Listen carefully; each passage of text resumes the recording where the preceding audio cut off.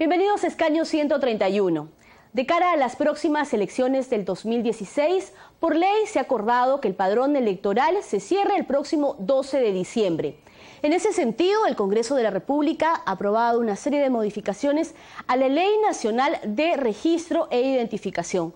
Con ello se fortalece el proceso de verificación domiciliaria que hace el RENIEC y también se empodera su labor. Pero también vamos a conversar en este programa sobre cuáles son los requisitos para actualizar el domicilio en el Documento Nacional de Identidad DNI.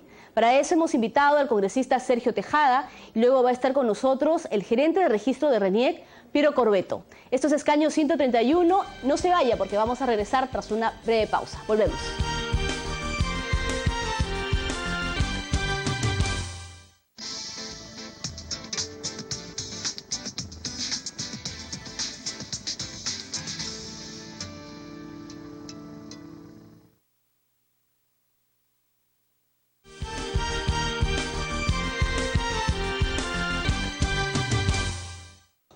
Regresamos a Escaño 131 y hoy estamos viendo qué es lo que se tiene que hacer en la rectificación del DNI para lo que va a ser este cierre de padrón electoral el 12 de diciembre de cara a las elecciones generales del 2016. Quiero dar la bienvenida al congresista Sergio Tejada, que hoy muy gentilmente ha aceptado acompañarnos en esta entrevista para poder dar un poco de mayores alcances a la ciudadanía sobre este tema. Congresista, muchas gracias. Hola Perla, ¿cómo estás? Muchas gracias. Gracias a usted, congresista. ¿Qué es lo que tiene que tener en cuenta la ciudadanía ahora pues que se nos viene esta contienda electoral, ahora que se cierra el padrón? ¿Qué es lo que significa? El Congreso aprobó unas modificaciones a través de la ley que modifica diversas leyes sobre el registro de la dirección domiciliaria en el DNI. ¿Qué es lo que debemos tener en cuenta, congresista? Bueno, lo que debemos tener en cuenta es que para ir a este proceso electoral tenemos que tener nuestros datos actualizados, sobre todo en cuanto al domicilio, que pueda estar efectivamente el domicilio donde vivimos. Y ahora se está dando una serie de facilidades para que uno pueda elegir el lugar de votación, el lugar que le quede más cerca, que sea más cómodo.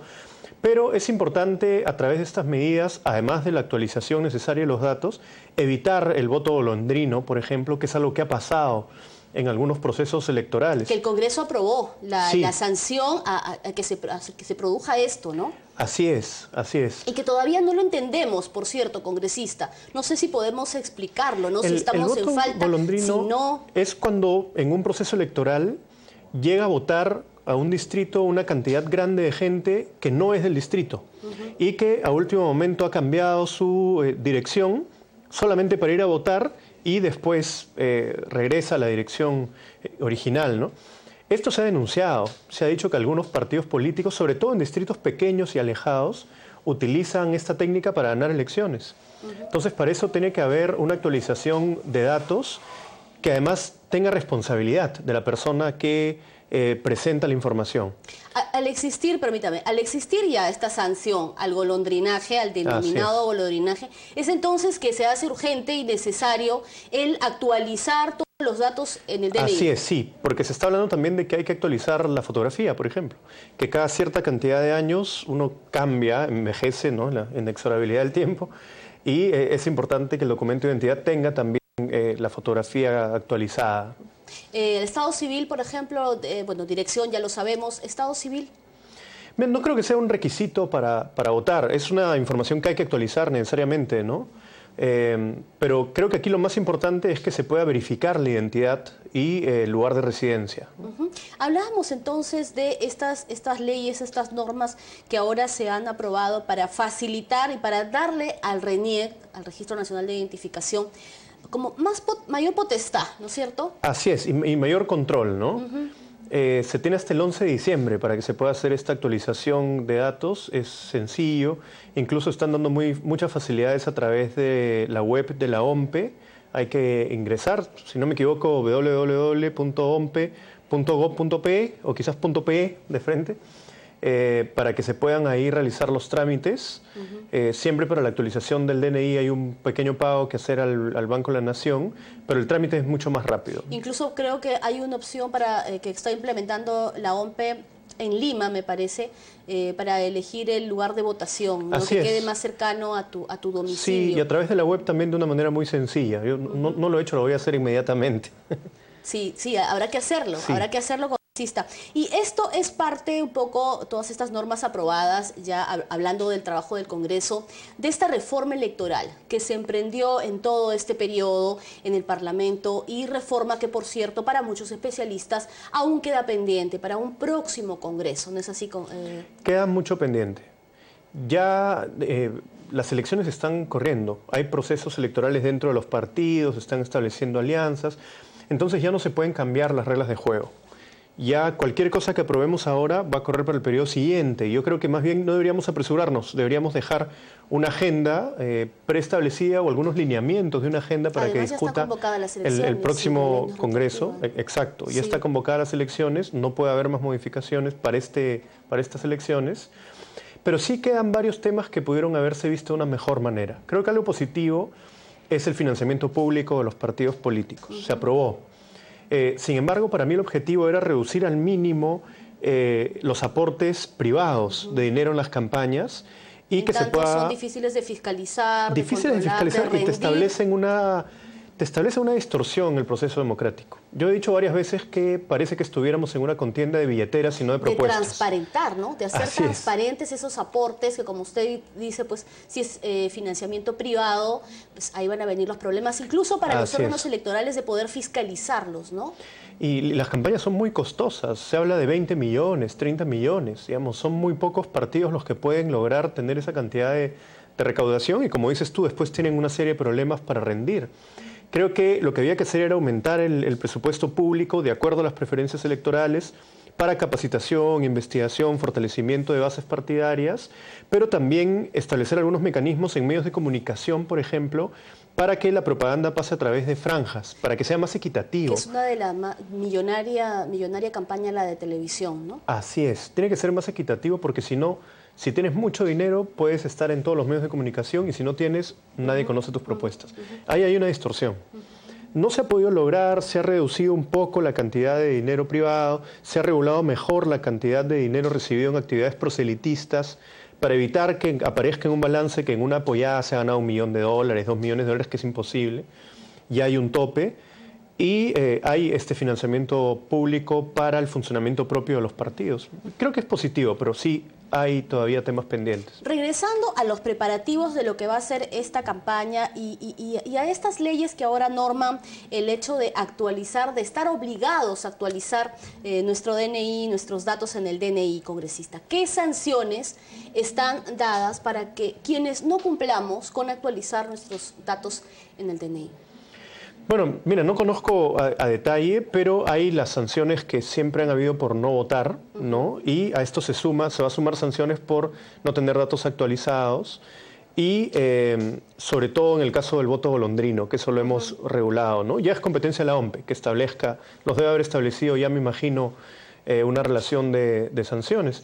Pero creo que en la vocación cívica no tenemos que esperar la sanción, ¿no? Tenemos que participar, tenemos que cumplir la ley independientemente de la sanción, tenemos que acostumbrarnos a eso. Se ha hablado mucho, congresista, de que tal vez lo que falta en nuestro país es hacer política, el tener una cultura política, mejor dicho, y no solo al momento de llegar a elecciones. En este padrón electoral que se va a cerrar el 12 de diciembre y que vamos a conocer cuántos electores van a votar en abril del 2016, también se va a saber cuántos jóvenes van a votar por primera vez. ¿Qué deben saber estos jóvenes de su voto, ¿no? De lo que va a significar su voto? Bueno, tienen que saber de historia del país. Me parece fundamental porque hay muchos candidatos que están viniendo por segunda, por tercera vez y es importante que se conozca cómo han sido sus gobiernos, cuál ha sido la trayectoria de sus partidos en la historia del Perú. También que conozcan las propuestas. Me parece que estamos teniendo muy poco debate de propuestas. Se lanza un tema, AFPs, todos se cuelgan de las AFPs y hacen las propuestas, digamos, del momento, pero no hay un programa de gobierno más amplio sobre una visión del país a futuro que se esté discutiendo. Y todo parece más una contienda de quién tiene más capacidad de tener propaganda en los medios, en las calles, y eso daña la democracia, ¿no? Entonces, a los jóvenes que se informen, que se informen de la historia del país, que se informen de los programas, de los perfiles de los candidatos. También se ha aprobado la ventanilla única para que uno pueda tener información completa sobre los postulantes a los diferentes cargos de elección popular.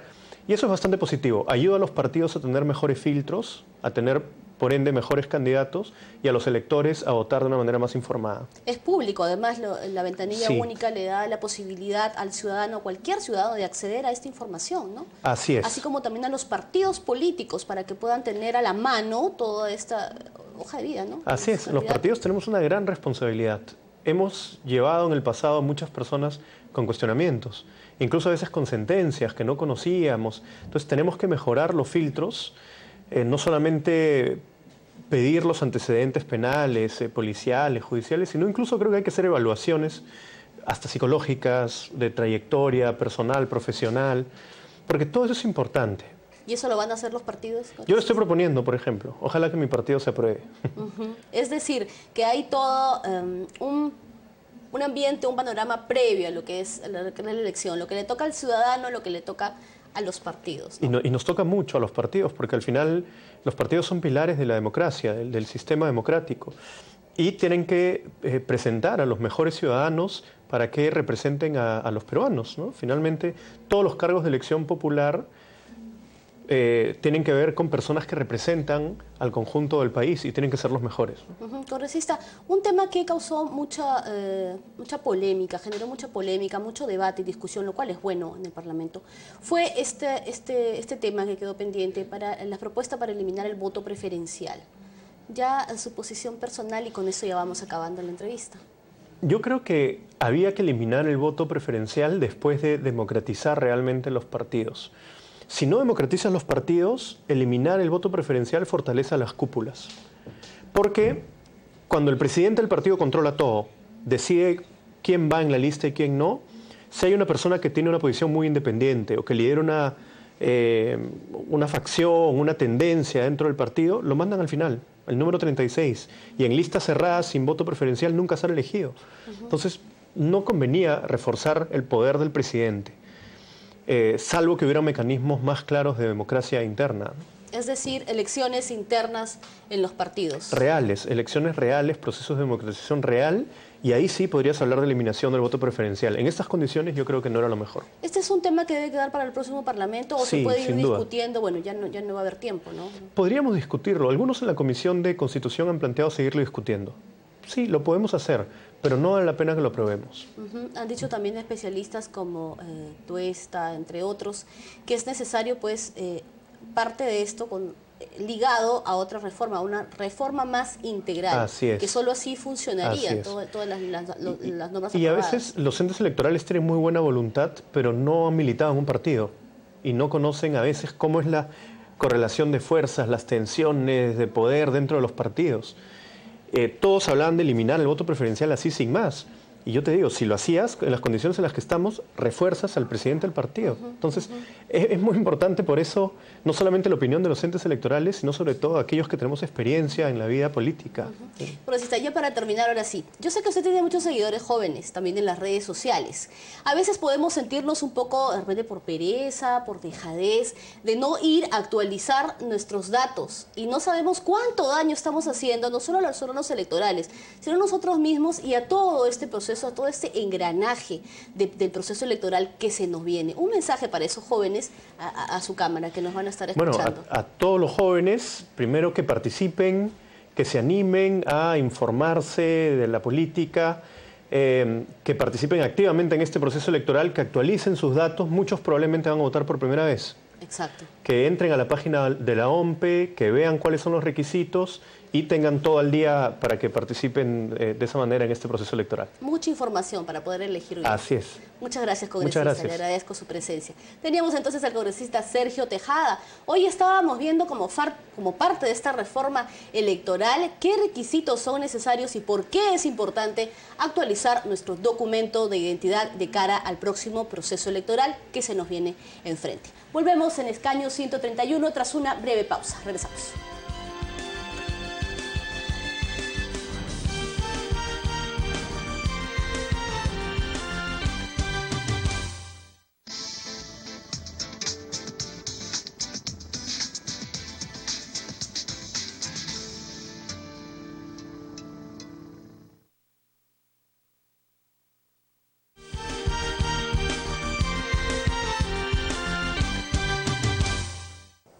Volvemos a Escaño 131. Rápidamente le damos la bienvenida al gerente de registro de RENIEC, Piero Corbeto, quien ha aceptado muy gentilmente estar hoy con nosotros. Tenemos muchas preguntas que hacerle porque queremos saber qué va a suceder con las personas que no actualicemos el DNI para estas elecciones. ¿Cómo está? Gracias.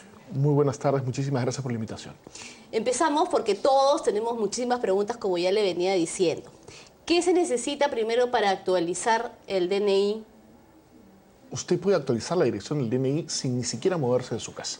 Desde mi computadora. Desde su computadora hasta de su teléfono. Tenemos una aplicación móvil que se llama RENIEC Facial, que a partir de una fotografía que le toma una persona más o menos entre 1 metro y 1,20 m y subiendo la fotografía, ya sea en fotografía o en formato PDF de su recibo, usted puede actualizar su dirección sin siquiera moverse de su casa y puede ir a recoger luego su DNI aproximadamente una semana después. También tenemos la posibilidad de que sea por internet. El sistema de internet de RENIEC funciona muy bien. Para que usted tenga una idea, más o menos tenemos unos 7.000 duplicados por internet al día que se tramitan ante RENIEC a nivel nacional. Y asimismo tenemos la posibilidad de atender en ventanilla. Tenemos casi 400 puntos de atención a nivel nacional para facilitarle al ciudadano la posibilidad de que tenga un DNI con su dirección actualizada. ¿Por qué es importante actualizar la dirección para este proceso? En principio es importante por seguridad jurídica. Recuerde usted que todas las notificaciones del Estado le llegarán al lugar en donde usted tiene consignada su dirección. Y por otro tema que también está vinculado al ámbito electoral, que es el tema de vota donde resides. Nosotros estamos absolutamente... Así es, pero no solamente el golondrinaje, es el golondrinaje que implica el movimiento de una circunscripción a otra, de un distrito a otro. En jerga electoral se llama el voto trashumante, ¿no es verdad? Y se realiza para favorecer o perjudicar un candidato. De otra parte, usted tiene el elector perezoso, ¿no? Que es aquel que combatimos en elecciones generales, porque el otro es más propio de elecciones subnacionales, en el interés de voltear la elección en favor de un candidato o de otro. En elecciones nacionales tenemos básicamente electores perezosos, que son aquellos que han sacado su DNI en muchos casos y nunca más actualizaron su dirección, por flojera, dejadez, desidia, en fin, y que, o por olvido, y porque además no existía un Estado que tenga la posibilidad, o una institución del Estado que tenga la posibilidad, en este caso RENIEC, de poder hacer verificaciones domiciliarias. Ahora se pueden hacer estas verificaciones. ¿Cómo se va a saber que efectivamente pues una persona ya no está viviendo en un lugar, sino en otro? Bueno, nosotros tenemos una base de datos muy importante, es la principal base de datos del país, que todas las instituciones públicas y privadas consultan. En nuestra base de datos, además, hemos incorporado un sistema de geolocalización de ciudadanos. Ya tenemos 26 distritos de Lima y Callao incorporados. Es en esa misma línea de ideas que nosotros estamos en capacidad de saber cuántas personas hay por número de puerta. Y gracias a ese instrumento, que también es parte de la reforma 30338, que es una reforma que se aprobó en el Congreso. Así es, muy positiva respecto del ámbito electoral y registral sobre todo, porque brinda mucha seguridad jurídica, permite que RENIEC tenga una plataforma de geolocalización, de georreferenciación, que nos ha permitido, por ejemplo, para esta elección, combatir a este elector perezoso. Por ejemplo, ¿qué cantidad de electores tenemos entre perezosos, golondrinos y los transeúntes que usted está señalando? Hemos hablado de perezosos, hemos hablado de trashumantes o golondrinos, ¿no? Que es como la jerga electoral les llama, y tenemos también electores criollos, ¿no? Que son estos electores que buscan beneficiarse de alguna manera a partir de su inscripción. Sí, por ejemplo, buscan tener algún servicio de salud. Mucha gente se inscribe en Jesús María para poder estar en el Rebagliati o en Miraflores para poder tener acceso al Policlínico Angamos. Por los colegios también, ¿no? Por la los cercanía colegios también. A los colegios de los servicios públicos en general. Entonces nosotros lo que hemos hecho es, gracias a este sistema de geolocalización, producto de parte de las reformas electorales aprobadas en este último año en el Congreso de la República, hemos podido implementar esto en 26 distritos, 2.100.000 ciudadanos, y podemos saber cuántas personas hay por número de puerta. En esa línea es que nosotros hemos hecho un análisis solamente para tomar como ejemplo 17 distritos, 4 del Callao, 13 de Lima. Hemos sacado promedios de personas por número de puerta en casa, que es diferente a domicilio, y hicimos 7.500 visitas. encontramos que aproximadamente unas 3.500 personas no residían donde declararon residir. Y esto gracias al sistema de geolocalización. Pero no necesariamente es un delito, creo, ¿no? No es un delito, pero sí es una falta. El ciudadano debe tener, según la norma, y la 30338 es muy puntual en eso porque nos dice, fijó un periodo de gracia de 60 días para que todos podamos actualizar nuestra dirección, y luego de eso fija que si uno se muda tiene hasta 30 días para poder actualizar su domicilio. Porque el tener actualizado el domicilio no solamente ayuda en el ámbito electoral, no solamente ayuda en el ámbito de seguridad jurídica, ayuda también en la posibilidad de establecer, practicar políticas públicas de manera eficiente. ¿Cómo el Estado va a colocar un colegio en un lugar o en otro si no sabe dónde se encuentra el ciudadano? Entonces es fundamental para el Estado poder tener sus bases de datos actualizadas que permitan una planificación de políticas públicas de manera focalizada, ahora también utilizando el proyecto de geolocalización del RENIEC. Antes de ir a padrón electoral, a mí me gustaría preguntarle por las sanciones. Quienes decidamos no hacer lo conveniente, no hacer lo correcto, ¿qué sucedería? Si es detectado por RENIEC, a partir de estas operaciones de verificación domiciliaria, nosotros le damos un plazo, que es hasta el día del cierre del padrón, y en caso contrario tendrá que pagar la multa. La multa es una multa pequeña, son 11 soles 80, pero como nosotros hemos verificado que no vive donde declaró vivir, nosotros lo retrotraemos. No damos por válida su última declaración, sino lo retrotraemos a su anterior dirección.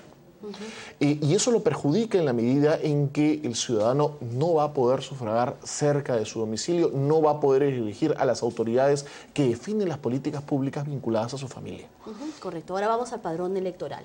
Se va a cerrar el padrón electoral el día 12 de diciembre. El 12 de diciembre, Perla, tienes toda la razón, 120 días antes de la elección. Y con ello pues hay todo un acopio de información valiosa que vamos a poder obtener de ahí, como por ejemplo cuántos peruanos van a votar por primera vez, cuántas mujeres, las edades, bueno, infinidad, ¿no es cierto? Sí, nosotros presentamos luego el cierre del padrón, nosotros hacemos varios ejercicios. El primero es, nosotros cerramos el padrón, 5 días después se lo entregamos al Jurado Nacional de Elecciones para que pueda iniciar todo un proceso constitucional que se basa en la fiscalización del padrón. Luego de eso nosotros vamos a publicar el padrón electoral en todos los distritos del Perú. La novedad es que en esta oportunidad vamos a tener un padrón digital. Eso quiere decir que usted no va a tener que ir como era antes a ver una gran cantidad de hojas. En San Juan del Lurigancho, 16.000 folios, para que usted tenga una idea. Encontrarse ahí ya era todo un problema. Sino lo vamos a tener en la web, lo vamos a tener en nuestra web a disposición.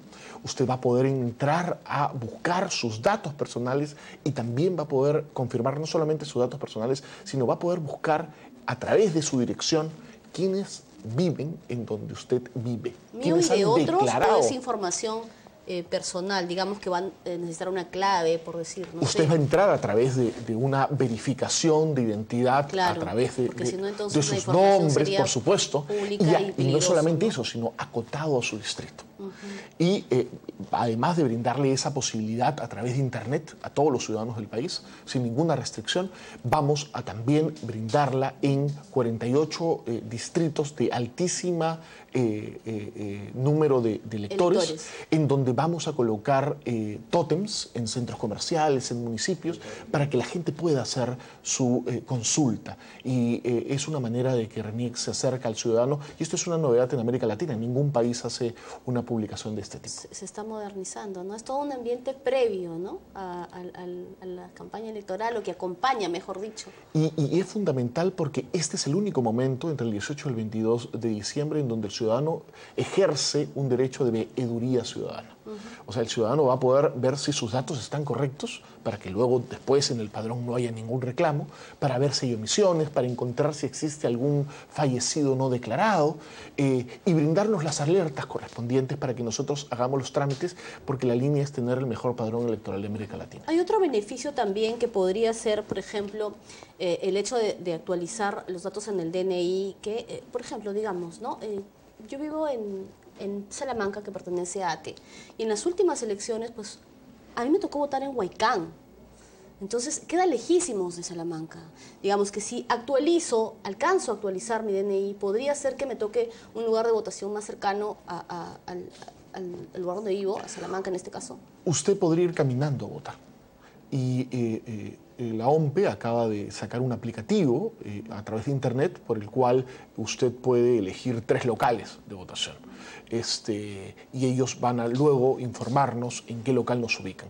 Pero para poder elegir el local, usted debe primero actualizar su dirección. Correcto. No va a poder votar cerca de su casa si primero no actualiza su dirección. Y es por eso que nosotros, para brindarle esa facilidad al ciudadano, estamos en toda la línea de poder desplegar toda una campaña informativa que usted, Perla, nos ayuda muchísimo para poderle informar a la ciudadanía y sensibilizarlo respecto de la importancia de poder tener tu dirección actualizada al 11 de diciembre. Pero también habrá otros que preferirán mantener la dirección que tienen, la antigua, por la misma razón, ¿no? Que les toca votar en un lugar, no sé, céntrico, de repente cercano a donde votan sus familiares.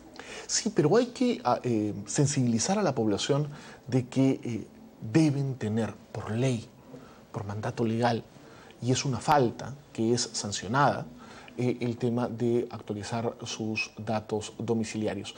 Y esto que le acabo de mencionar, de que hemos hecho 7.500 visitas y que tenemos 3.500 observados, el próximo semestre vamos a realizar también verificaciones domiciliarias. Y apenas se abra el padrón, publicaremos a quienes hemos detectado con una dirección errada. O no verás. Eso es más vergonzoso. Sí, porque se publica en un diario de circulación nacional, se publica en el diario oficial del peruano. Entonces, correcto, ¿para qué arriesgarse a eso? Correcto. No es un tema de multa, es un tema de sensibilizar y que el ciudadano entienda la importancia de tener sus datos bien consignados. Muy bien, muchísimas gracias. Creo que ha quedado claro, clarísimo para todos. Le agradezco en cualquier momento, nuevamente lo estamos invitando aquí al canal del Congreso. Muchas gracias por toda su explicación. Ha sido bastante útil. Muchas gracias. Muchísimas gracias, Perla. Y de esta manera nosotros ponemos punto final a esta edición de Escaño 131. Hasta la próxima.